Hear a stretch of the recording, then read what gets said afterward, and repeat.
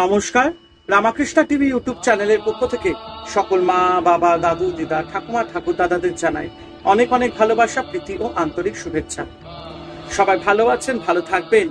আমি আবারও চলে এসেছি শ্রী শ্রী রামকৃষ্ণ মিশনের স্বামী প্রভানন্দজির লেখা লোক শিক্ষক শ্রী রামকৃষ্ণ সম্পর্কে আলোচনা করতে। আজকে আমরা আলোচনা করব সকল জাতের ভগবান এবং তার সাথে আলোচনা করব ত্যাগী রাজা শ্রী রামকৃষ্ণ। ছোট জাত বড় জাত নিয়ে লড়াই আজও থামেনি। জাতপাত নিয়ে আজও সমস্যা, আইন করেও তাড়ানো যাচ্ছে না। শ্রীরামকৃষ্ণ কিন্তু এর সমাধান করেছেন খুব সুন্দরভাবে। তার মতো হলো ভগবানের ভক্ত হলেই মানুষ যাতে উঠে যায়। সে বলছে ভগবানের যে ভক্ত এবং যে ভগবানের ভক্ত হবে তাতে মানুষের জাতে উঠে যায়। ভক্তের কোনো জাত নেই, এ শুধু তার মুখে কথা নয়, নিজে আচরণ করে শিখিয়ে গেছে। অধর সেন ভক্ত মানুষ, জাতিতে সুবর্ণ বণিক। বামুনরা তার বাড়িতে খেতেন না। শ্রীরামকৃষ্ণ অধরের বাড়িতে যান, খেয়ে আসেন। অধর ভক্ত, শ্রীরামকৃষ্ণ তার বাড়িতে খান, এই দেখে উঁচু জাতের মানুষের খটকা ভেঙে গেল। শ্রীরামকৃষ্ণ বলতেন যে ভগবানের ভক্ত তার জাতিভেদ আপনি খসে যায়। যেমন নারকেল গাছের বেল্ল আপনি খসে পড়ে, জাতিভেদ তেমনি চলে যেতে পারে। আইন করে জোর করে জাতিভেদ তুলে দেওয়া যায় না। ধনী আর গরিবের মধ্যে অনেক ফারাক। গরিব খেতে পায় না, ধনীর খাবার উপচে পড়ে। গরিবের দুঃখ দূর করার জন্য শ্রীরামকৃষ্ণ পরমহংসদেব বলতেন, খালি পেটে ধর্ম হয় না রে। যা দরকার তার চেয়ে বেশি ধন সম্পদ যার রয়েছে সে তাই আঁকড়ে ধরে থাকে। বড়লোক মায়ের ধন সম্পত্তির দেওয়ান বই তো নয়। সেই অর্থ দিয়ে মা কালীর প্রজা সন্তানদের লালন পালন করতে হবে। কিভাবে করতে হবে শ্রীরামকৃষ্ণ দেখিয়ে দেন। খ্রিস্টানরা দান ধর্ম পালন করে, মুসলমানেরা জাকাত পালন করে, বৌদ্ধরা দয়াব্রত পালন করে, হিন্দুরা দয়া ধর্ম পালন করে। শ্রীরামকৃষ্ণ অনুভব করতেন জীব জগৎ ঈশ্বরময়, সব মানুষের মধ্যে সেই এক নারায়ণ। গরিব আর্ত পীড়িত সবার মধ্যেই সেই নারায়ণ। কে কাকে দয়া করবে? শ্রীরামকৃষ্ণ একদিন ঠাকুরকে বললেন, দয়া দয়া করবার তুই কে রে শালা? বল সেবা, জীবে সেবা। অসহায় মানুষের চাইতে নিজেকে উঁচু ভাবলে অসহায় মানুষের মধ্যে যে নারায়ণ রয়েছেন সে নারায়ণকে অপমান করা হয়। গরিব অসহায় পীড়িত সবাইকে সেবা করতে হবে। নারায়ণ বুদ্ধিতে সেবা করতে হবে। মানুষের জ্যান্ত নারায়ণ, মানুষের সেবা করলেই নারায়ণের পুজো করা হয়। শ্রীরামকৃষ্ণের কথা, সর্বভূতে হরির সেবা শুধু মানুষের নয়, জীবজন্তুর মধ্যেও হরির সেবা যদি কেউ করে আর সে যদি মান না চায়, যশ না চায়, মরার পরেও স্বর্গের কামনা না থাকে, যাদের সে উপকার করছে তাদের কাছ থেকে উল্টে কোনো উপকার না চায়, তাহলেই তার কর্ম নিষ্কাম হয়। এই পথে ঈশ্বর লাভ করা যায়। নারায়ণ জ্ঞানে সেবা করে মানুষ নিজেরাই মঙ্গল করে। শ্রীরামকৃষ্ণের এই উপদেশ কিভাবে কাজে লাগাতে হয় তা দেখিয়ে দিয়ে গেছেন তার শিষ্য বিবেকানন্দ। হাতে নাতে করে নরনারায়ণ সেবার আদর্শ জগতের মানুষকে শিখিয়েছিলেন তিনি।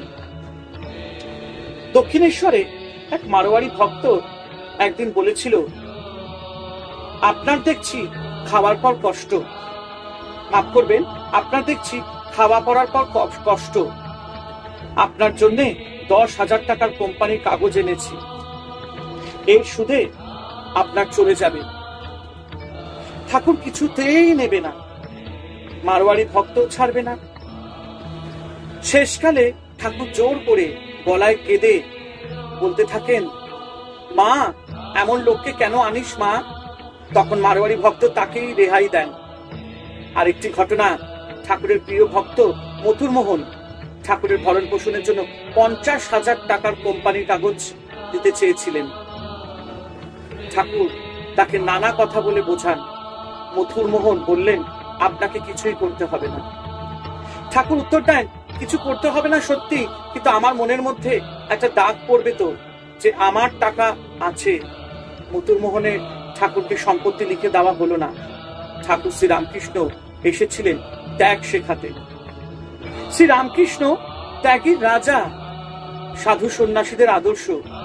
এর চাইতেও বড় কথা, শ্রীরামকৃষ্ণ সংসারীদের সবচেয়ে সেরা আদর্শ। এদিকে পরনের কাপড় ঠিক থাকে না, ভগবানের ভাবনায় সব বেভুল হয়ে যায়, কিন্তু সংসারে বিভিন্ন বিষয় তার আচরণ দেখবার মতো, শিখবার মতো। নিমন্ত্রণ গ্রহণ করেছেন, কিন্তু গেরস্থ নিমন্ত্রণকারী অন্যান্য হোমরা চোমর মাফ করবেন হোমরা চোমরা অতিথিদের নিয়ে ব্যস্ত। সঙ্গী রাখাল জমিদারের ছেলে, শ্রীরামকৃষ্ণের প্রতি তুচ্ছ তাচ্ছিল্য সইতে পারেন না। তিনি শ্রীরামকৃষ্ণকে পীড়াপিড়ি করে ফিরে যাওয়ার জন্য, পাছে গেরস্থের অকল্যাণ হয়, এই ভেবে সব অপমান শ্রীরামকৃষ্ণ হজম করেন। চেয়ে চিনতে সামান্য কিছু মুখে দিয়ে তারপর ফিরে যান। স্ত্রী শারদামণি দক্ষিণেশ্বরে আসার পথে ডাকাতের হাতে পড়েছিলেন। বুদ্ধিমতী শারদামণি ডাকাতকে বাবা ও ডাকাতের স্ত্রীকে মা বলে ডেকে রক্ষা পান। ডাকাত ও তার স্ত্রী শারদামণিকে যত্ন করেন। শারদামণি ডাকাত বাবা দক্ষিণেশ্বরে এলে সংসারে জামাই যেমন শ্বশুরকে আদর যত্ন করে, তেমনই যত্ন করেছিলেন শ্রীরামকৃষ্ণ। আরো ঘটনা, শ্রীরামকৃষ্ণের প্রিয় শিষ্য রাখাল, রাখাল ঘোষ জমিদারের ছেলে রাখাল। রাখাল পূর্ব জন্মে ছিলেন শ্রীকৃষ্ণের সখা। ভবতারিণী বলে দিয়েছিলেন সে কথা। রাখাল শ্রীরামকৃষ্ণের মানস পুত্র। সেই রাখালের নতুন বউ দক্ষিণেশ্বর এলেন। শ্রীরামকৃষ্ণ ব্যবস্থা দিলেন শারদামণিকে টাকা দিয়ে নতুন বউয়ের মুখ দেখাবার জন্য। শুধুই কি তাই, সংসারের সমস্ত খুঁটিনাটির দিকে ছিল তার নজর। রোজকার কাজকর্মে চলায় ফেরায় চারিদিকে নজর। হ্যারিকেন ধরাতে, প্রদীপ জ্বালাতে একটির বেশি দুটি কাঠি লাগবে না। ঘটি, ছাতা, লাঠি যেটা যেখানকার সেটিকে সেখানে রাখা, এইসব বিষয় ছিল তার নজর। শ্রীরামকৃষ্ণ বলতেন, যেখানে যেমন সেখানে তেমন, যখন যেমন তখন তেমন, গেরস্থের শেখবার মতো প্রত্যেকটি আচরণ। পরবর্তীকালে শারদামণিকে বড় ঝামেলার এক সংসারে জীবনযাপন করতে হয়েছিল। সেই সঙ্গে ছিল অসংখ্য ভক্তদের দায় দায়িত্ব, কিন্তু মা শারদামণির হৃদয় ছিল চিরশান্তির ঘর। মানুষ যত রকমের অশান্তির জ্বালা নিয়েই তার কাছে আসতো না কেন, সে শান্তি তৃপ্তির সঙ্গে ফিরে যেত। শ্রীরামকৃষ্ণ মা শারদামণির গেরস্থের জীবন এক মধুময় জীবন, যে জীবন থেকে গেরস্থরা শিক্ষা পাবে, নিজের নিজের সংসার আনন্দময় করে গড়ে তুলবে। অসংখ্য ধন্যবাদ আপনাদের যারা যারা এত সুন্দর একটা ভিডিও দেখছেন এবং ভালোবাসছেন এই চ্যানেলটিকে। যদি কোনো ভুল উচ্চারণ করে থাকে আমি ঠাকুরের কাছে ক্ষমা চেয়ে নিচ্ছি, আমি আমার মাতা পিতার কাছে ক্ষমা চেয়ে নিচ্ছি, আপনাদের কাছে ক্ষমা চেয়ে নিচ্ছি।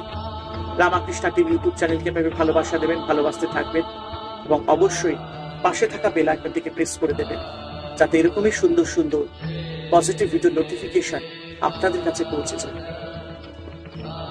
হরে কৃষ্ণ কৃষ্ণ কৃষ্ণ হরে হরে, হরে রাম রাম রাম হরে হরে। জয় শুভ শুভ, জয় দেবী দুর্গা, দুর্গা তিনাশিনী, জয় মা কালী।